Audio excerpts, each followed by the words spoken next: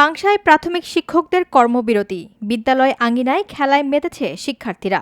দশম গ্রেডে বেতন উন্নীতকরণ সহ ৩ দফা দাবি আদায় এবং শাহবাগে আন্দোলনরত শিক্ষকদের ওপর পুলিশি হামলার প্রতিবাদে দেশের সব সরকারি প্রাথমিক বিদ্যালয়ে অনির্দিষ্টকালের কর্মবিরতি শুরু করেছে সহকারী শিক্ষকরা।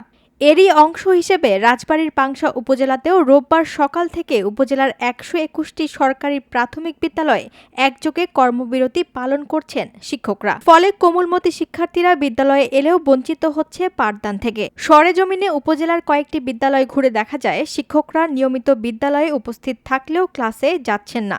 বিদ্যালয়ের আঙিনায় অনেক শিক্ষার্থীকে খেলাধুলা করতে দেখা যায়, আবার অনেককেই বাড়ি ফিরে যেতে দেখা যায়।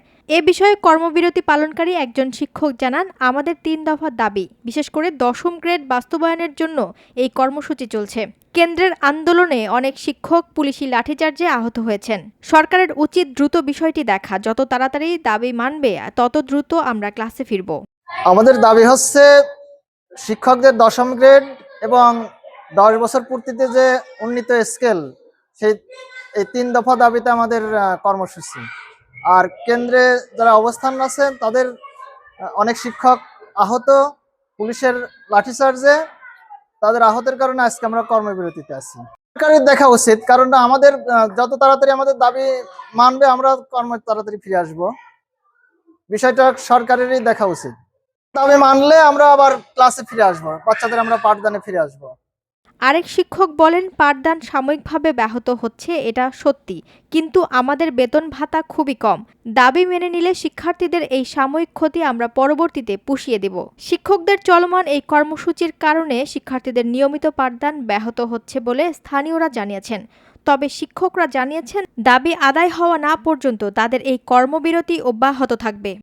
পাঠদানের সাময়িকভাবে ব্যাহত হচ্ছে, কিন্তু আমাদেরও তো সমস্যা।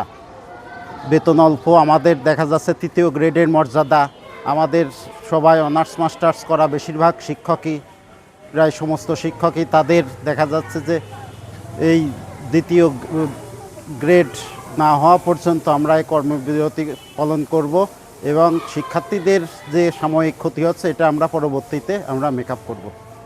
একজন শিক্ষার্থী জানায়, আমরা জানতাম না আজ স্কুলে ক্লাস হবে না, এসে দেখি স্যাররা বসে আছেন, তাই আমরা খেলাধুলা করছি।